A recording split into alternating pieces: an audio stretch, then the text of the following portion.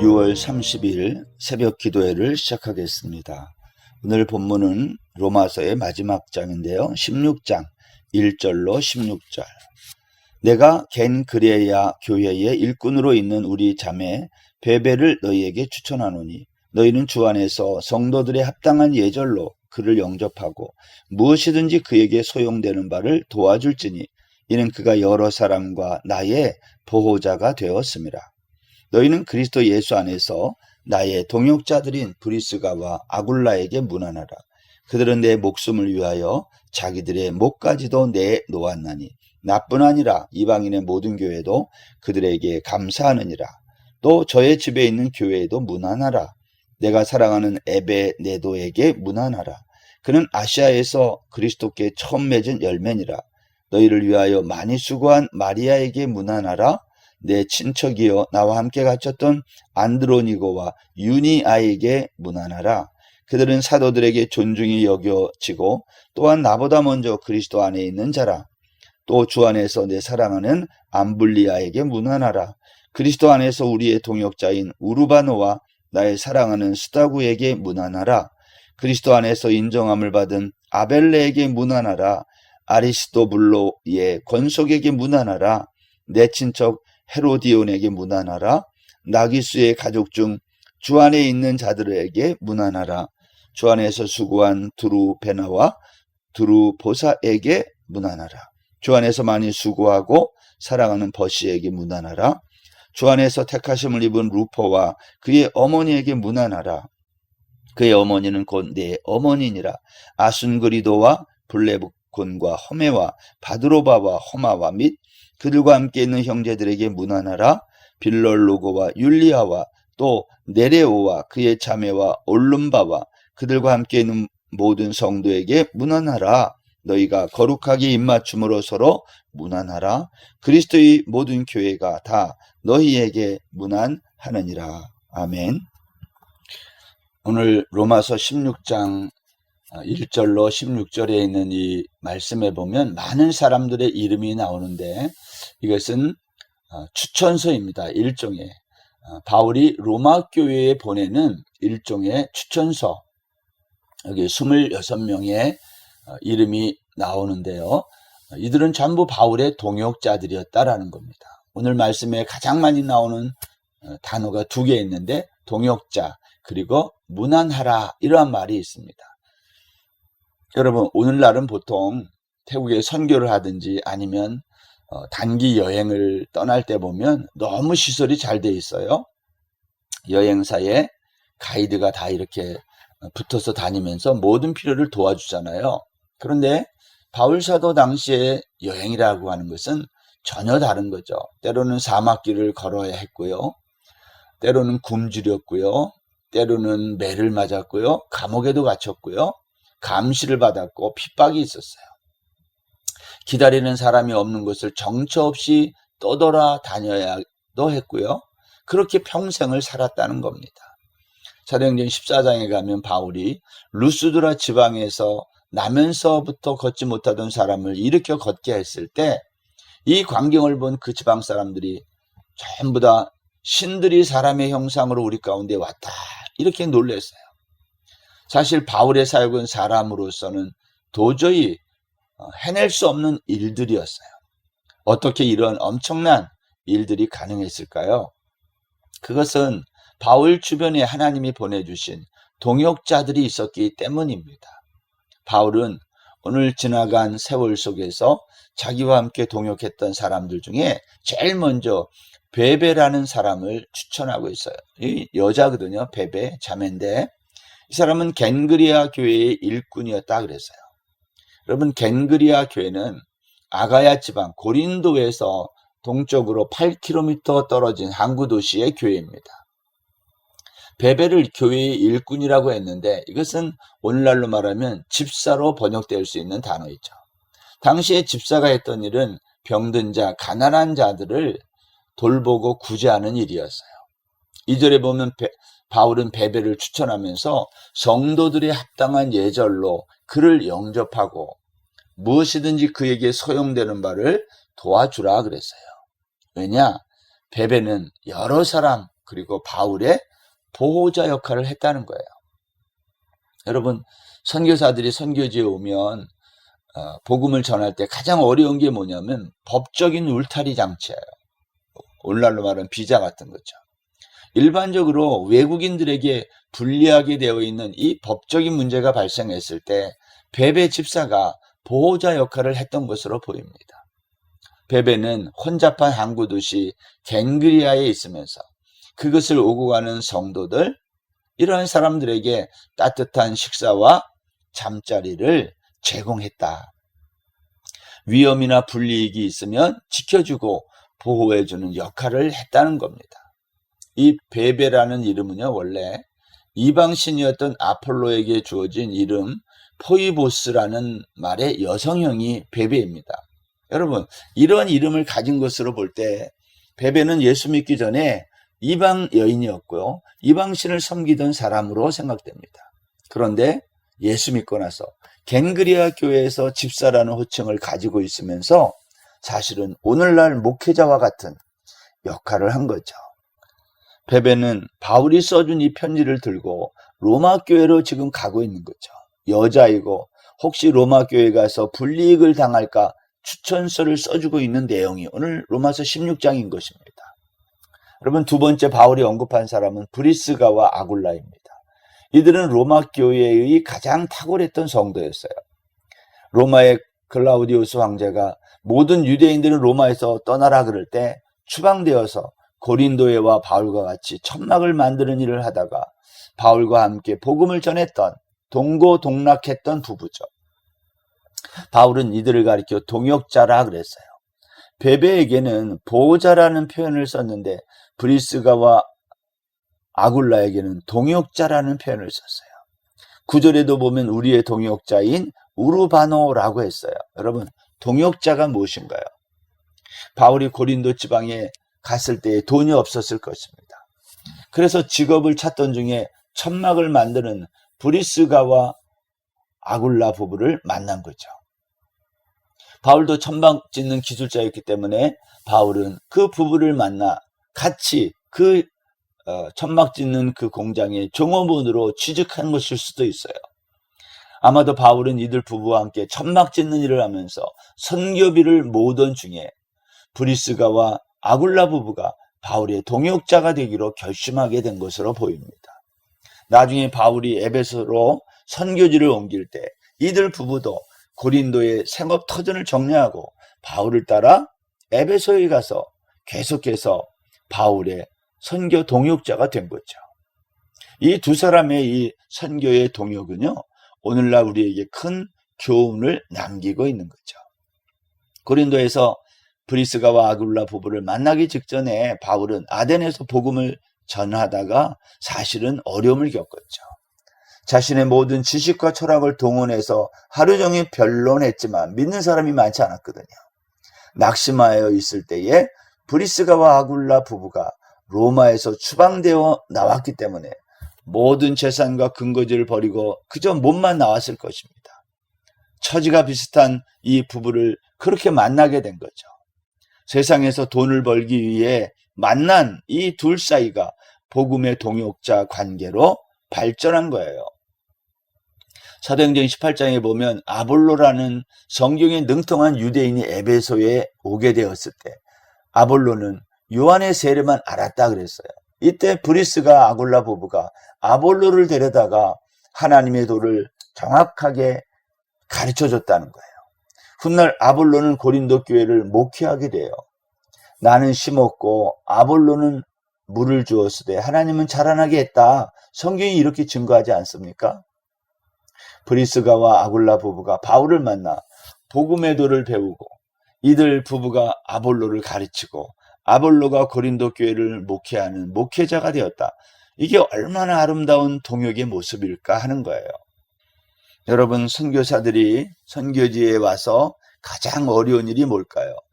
그 나라의 언어일까요? 아니면 기후일까요? 아니면 재정적인 문제일까요? 여러분, 이러한 것들은 다 견딜 수 있어요. 그런데 선교사의 가족 중에 예를 들면 배우자나 아니면 자녀들 중에 여기에 있을 수 없다고 말할 때 적응할 수 없다고 말할 때, 그만 돌아가자고 할 때, 이게 가장 어려운 거예요. 바울의 동역자 역할을 했던 브리스가와 아굴라 두 사람 중에 한 사람만 반대했다면 바울은 그의 선교 사역을 계속할 수 없었을 것입니다. 목회자들에게 가장 힘든 게 뭘까요? 예를 들어서 사모가 목회를 그만두자고 제안해 올 때에, 여러분 그런 일이 생기면 사실 목회하기가 어렵거든요. 여러분, 선교사도 목회자도 가족 중에 누가 이 일을 그만하자고 말하지 않는다는 거, 이것 자체가 큰 복이라는 거예요. 하기 싫으면 당신만 그만둬, 나는 끝까지 혼자 할 거야, 그거 어려운 거예요. 동역자가 뭐냐? 평생을 함께하는 자를 말한다는 거예요. 여기 3절 보세요. 너희는 그리스도 예수 안에서 나의 동역자들인 브리스가와 아굴라에게 무단하라. 그들은 내 목숨을 위하여 자기들의 목까지도 내놓았나니 나뿐 아니라 이방인의 모든 교회도 그들에게 감사하느니라. 바울의 목숨을 위하여 자기들의 목까지 내놓았던 자들, 이것은 바울이 에베소에서 아데미 여신상을 사고 파는 사람들을 향하여 사람의 손으로 만든 것들은 신이 아니다라고 했을 때 이 여신상을 만들어 팔던 직공들이 자신들의 수입이 없어진 것을 알고 바울을 죽이려고 폭동을 일으켰을 때 브리스가와 아굴라 부부가 자신들의 목숨을 가리지 않고 바울을 보호했던 그 일을 말하는 것입니다. 자신의 목숨을 내놓을 정도가 되어야 동역자라고 말할 수 있다는 거죠. 5절 말씀에 보면 또 저의 집에 있는 교회에도 문안하라 그랬어요. 브리스가와 아굴라의 집을 말하는데 그들은 자기의 집을 개방했던 것으로 보여요. 그게 교회였던 것이죠. 고린도전서 16장 19절에 보면 아시아의 교회들이 너희에게 문안하고 아굴라와 브리스가와 그 집에 있는 교회가 주 안에서 너희에게 간절히 문안하고, 이런 말이 있어요. 여기 그 집에 있는 교회가 뭘까요? 이게 바로 오늘날로 말하면 이게 교회인 거죠. 자기 집에서 모임을 가졌는데 그게 교회였다고 성경이 번역한 거예요. 로마에서 추방당한 경험이 있던 이들 부부는요, 재산을 빼앗긴 경험이 있었기 때문에 현재 자기가 가지고 있는 모든 것도 자기 게 아니라는 것을 잘 알았던 거예요. 로마에서 추방된 이후에 얼마 시간이 지나고 황제의 추방령이 해제되자 이들 부부는 다시 로마로 돌아가는 겁니다. 이들은 로마로 돌아와서 천막 만드는 일을 계속하면서 자기의 집을 교회로 내놓고 가정교회를 시작했던 거예요. 우리는 지난 3년 정도의 코로나 팬데믹 그 시대에 가정교회가 얼마나 소중한지를 경험했어요. 많은 사람이 모여서 예배 드릴 수 없는 상황이 오자 우리가 예배할 수 있는 방법은 가정별로 모여서 가정교회로 모여 예배 드리는 방법밖에 없거든요. 소수의 인원이 모여서 예배 드리니까. 여러분, 가정교회는 많은 사람이 모여서 드리는 그 예배를 대체할 수 있는 너무나 좋은 교회의 모습이라고 말할 수 있습니다. 우리 교회도 목장이라는 게 있거든요. 저는 그 목장이 가정교회입니다. 브리스가와 아굴라가 그러한 교회의 모습을 우리에게 미리 보여준 거예요. 그는 자기의 집을 오픈하고 자기의 시간을 헌신하고 물질을 헌신해서 당시 하나님의 교회를 세워갔던 것입니다. 우리 한국에는요, 정말 대형 교회가 참 많습니다. 세계의 50위 안에 드는 교회의 절반이 한국에 있거든요. 그런데 여러분, 그렇게 큰 교회만이 교회인가요? 그렇지 않아요. 가정별로, 목장별로, 구역별로, 셀 그룹별로 이렇게 모여서 예배를 드리는 거, 이것이 이러한 기초가 어디에서 나왔는가? 성경에서 나온 거예요. 가정교회의 장점이 참 많습니다. 가정이라고 하는 일체감, 소속감, 그래서 안정감을 줘요. 그래서 깊은 이야기를 신뢰감 속에 내어놓을 수가 있는 거예요. 뿐만 아니라 일반 성도님들이 목회자가 아니지만 마음껏 일할 수 있는 장이 그 목장교회에서 만들어지는 거예요. 성직자와 평신도라는 이 수직적인 관계가 아닌 평신도들에 의해서 목장교회가 정말로 아름답게 만들어질 수 있다는 거예요. 장소의 제약도 없어요. 소수가 모이니까 언제나 모일 수 있고 어느 장소에서도 모일 수 있지 않습니까? 성도가 많아지면 그 사람들이 다 모일 수 있는 건물이라고 하는 한계가 있어요. 그러나 목장교회는 그 장소의 한계를 뛰어넘는 거죠. 저는 그러한 점에서 태국 한인교회의 모든 가정이 목장교회에 소속될 수 있기를 바랍니다. 그리고 그것이 진정한 의미의 하나님의 교회의 모습을 이뤄낼 수 있어요. 자, 오늘 본문에서 바울은 이렇게 베베자매 브리스가 아굴라만 말하는 것이 아니라 그 다음에도 에베네도 마리아, 안드로니고 유니아 등등 총 26명의 이름을 거명하며 문안하고 있어요. 바울의 인사 이 목록에 나타난 특징이 좀 있습니다. 첫 번째는 로마 교회에 편지하면서 많은 수의 유대인들의 이름이 있다는 거예요. 브리스가와 아굴라를 포함해서 11절에 바울의 동족인 안드로니고, 유니아, 헤로디온, 마리아, 아바일렌의 루포, 이 사람들은 이미 유대 디아스포라인이었어요. 그리고 이들을 중심으로 교회가 세워졌다는 거예요.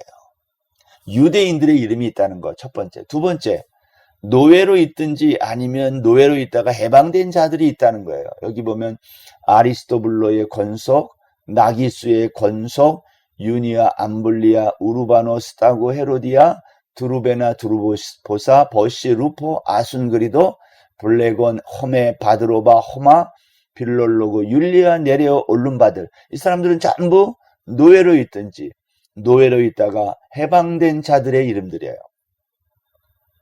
세 번째는 이 26명 가운데 9명이 여자라는 거예요. 브리스가, 마리아, 유니아, 두루베나, 두루보사, 버시, 루포의 어머니 율리아, 네레오. 여자 성도들의 역할이 중요했다는 걸 보여주는 거예요. 이미. 네 번째는 로마 교회는 5개의 목장교회, 우리식으로 말하면 가정교회로 나뉘어서 이미 모이고 있었다. 그 첫 번째가 브리스가와 아굴라 교회, 가정교회. 우리로 말하면 브리스가와 아굴라 목장. 우리 교회에서 이것을 부하 목장이라고 지금 하잖아요. 또 10절에 보면 아리스토블로 이 교회. 11절에 보면 나기스의 권속, 나기스 가정교회. 14절에 보면 아순그리도와 함께한 가정교회. 15절에 보면 빌롤로고와 함께한 가정교회. 이러한 특징들이 바울이 보낸 이 문안하라에 나온 이 26명의 이름들의 특징들인 거예요. 사랑하는 여러분, 우리가 오늘은 이 로마서 16장에 바울의 이 추천서 문안하라, 바울의 동역자가 얼마나 많았는지를 살펴보았습니다. 저와 여러분은 주변에 얼마나 많은 동역자가 있으며 또 우리가 이들과 문안하는 관계에 있습니까?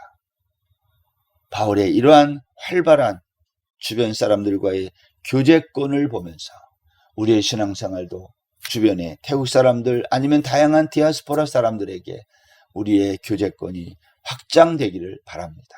오늘 하루도 우리 주변에 있는 이웃들, 태국 사람이든지 어느 나라 사람이든지 우리가 그들과 교제하며 서로 문안할 수 있는 아름다운 그러한 성도의 모습으로 세워지는 성도님들 다 되시기를 바랍니다.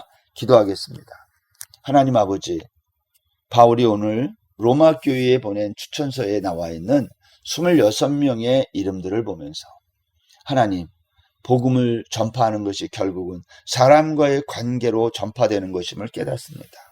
하나님, 우리도 이 땅에 와서 코리안 디아스포라로 살면서 주변에 아직도 복음을 듣지 못한 자들에게 복음을 전하고 이들과 함께 동역 관계에 아름다운 인생을 살아갈 수 있는 저희 모든 성도들 되게 하여 주옵소서. 오늘 하루 서로에게 문안하는 거룩한 날 되게 하여 주옵소서. 감사하며 예수님의 이름으로 기도드립니다. 아멘. 오늘 하루도 평안하세요.